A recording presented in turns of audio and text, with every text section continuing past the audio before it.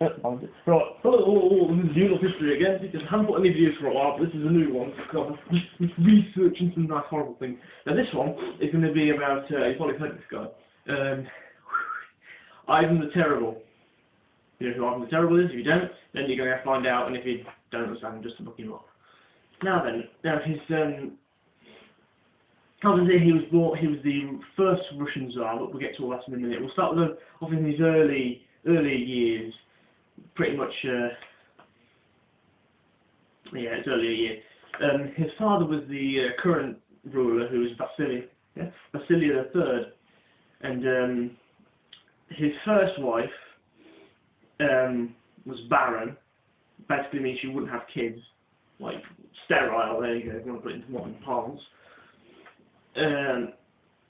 And obviously he went a little bit. The church was like, you can't divorce her over that, or something like that, or something. He was trying to find an annulment because of the barrenness. And then eventually, he just charged her with witchcraft, and he told her to go to a monastery to become a nun, because, you know, repent sins and all this crap. Because religion was a big life ruiner, kind of like it is now. It's causing more wars than anything, but yeah. And then he married I think he was 23-year-old at the time, Elena Galinsky, I think. I can't read my writing, I can't speak Russian. Galinska or something like that.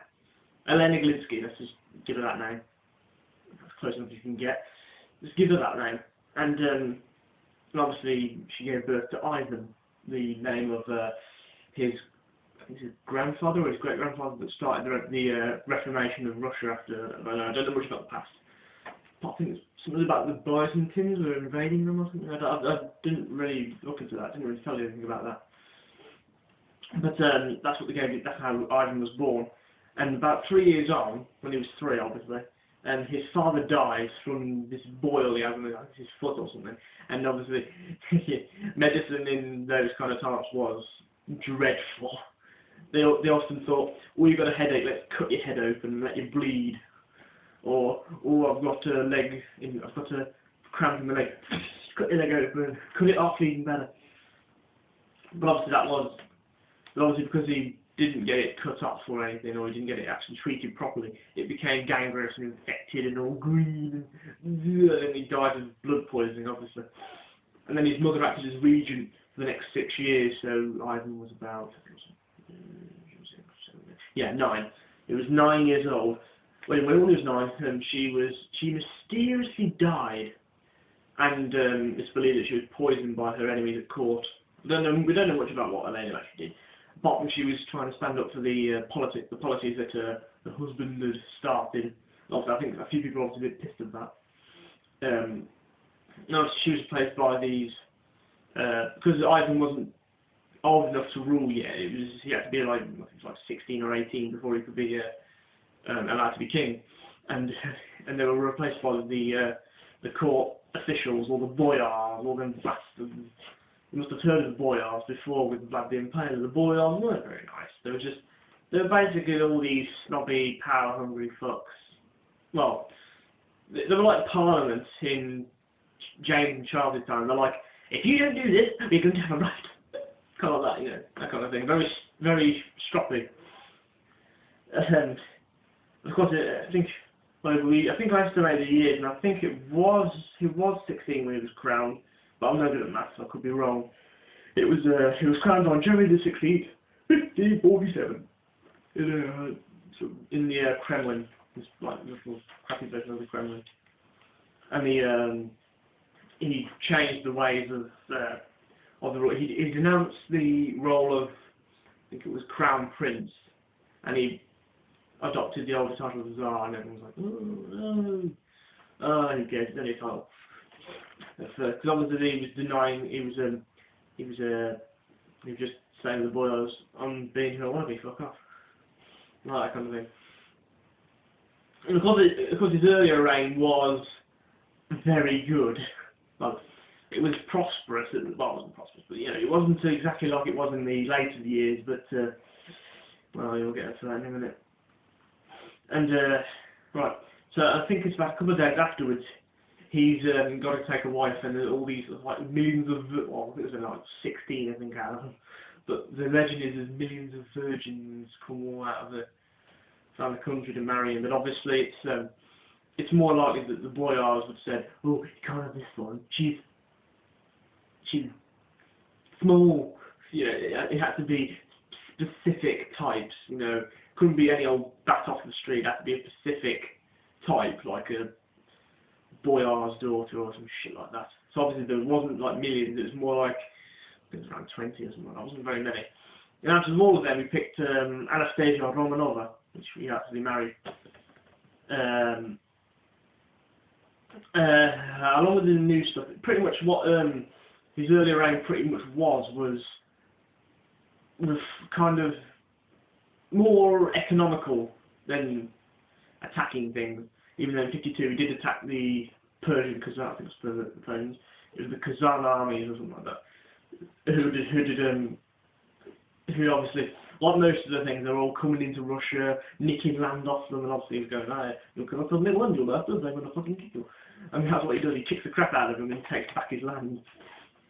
And obviously at their time, they give him the title of Ivan Grozny, or Ivan the Terrible. Now, it's ironic actually, they said it, I think it was in this film I watched, it was a historic thing, they said, the irony would not be apparent yet, but it will soon.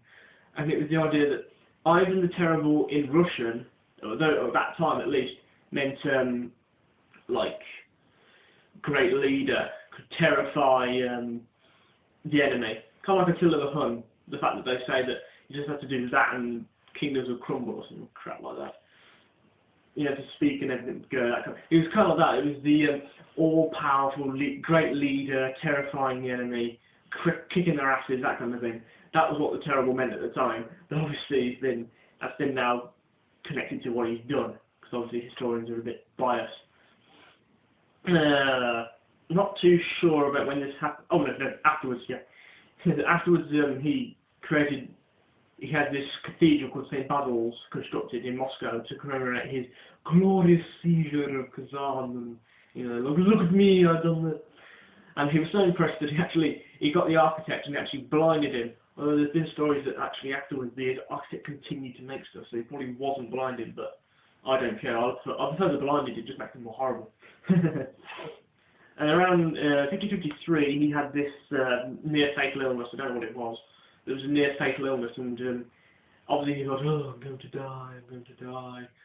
So he thought, alright boyars, swear an oath of allegiance to my eldest son, who was probably just like 1 or something at the time. Because I think he had like 6 children, but only 2 or 3 of them survived. 2 of them survived that would have been known for a long distance, survived childhood. And obviously they were like, we're not going to swear allegiance to a toddler. And he was obviously pissed about that. What made it even worse was the fact that in 1560 his wife also died of a mysterious illness, but people think that, well, he suspected that the boyars had killed her, poisoned her with whatever the hell they had.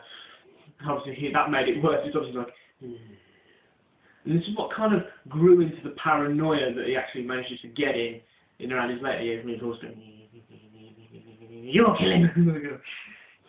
And look, in '65 he ordered this, he formed this like a section of Russia, or called the Oprichniny, which was where he could rule by himself. It's more like Parliament don't have any quoruses. It's like kind of like what Charles I tried to do, except he tried to do it across the whole country, kind of like that, rule without Parliament or without politicians. And they were policed by the Oprichniki, which were these these like hooded, look like monks, and they're dressed in black, and they go around killing people. And they go around like whacking, beating people up, and burning villages. And some say this was a tool to get rid of opposition, because there was quite a bit of opposition, and obviously because he's one of those absolute rulers, he has to wipe out the opposition. And others say that they think, oh, this is the first sign of paranoia, because you wouldn't form a gigantic elite, like a unit going and killing everyone for opposition reasons, would you? You've got to be nuts. You've got to be thinking, they're going to kill me. You've got to be something like that. But obviously his later aim was much worse, and I'll continue that in the next video, because I don't know how long this is going on for. The next video, he does go to the really horrible depths of depravity supposedly, and he commits one crime that even he cannot like wash his hands of, which you'll learn in the next one. So stay tuned.